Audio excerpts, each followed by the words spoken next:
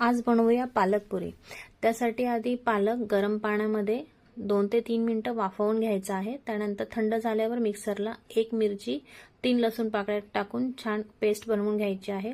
आता 1 वाटी गव्हाच्या पिठामध्ये 2 चमचे रवा टाकून त्यात हळद, मिरची पावडर, धने पावडर, ओवा, सफेद तीळ आणि कसुरी मेथी। कसुरी मेथीने याची टेस्ट छान लागते, त्यामुळे कसुरी मेथी नक्की टाका। आणि 2 चमचे तेल टाकून त्यामध्ये पालकची पेस्ट टाकायची आहे आणि गरजेनुसार पाणी टाकून गोळा करून घ्यायचा आहे आणि त्यावर तेल लावून एक 10 मिनिटं गोळा तसेच ठेवायचा आहे आणि त्यानंतर तेल लावून पुरी लाटून घ्यायच्या आहेत आणि पुऱ्या छान मीडियम टू हाय फ्लेमवर तळून घ्यायच्या आहेत।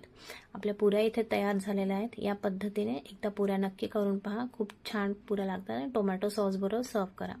मुलांना टिफिन देण्यासाठी खूप छान पर्याय आहे। चॅनलला सबस्क्राइब करा।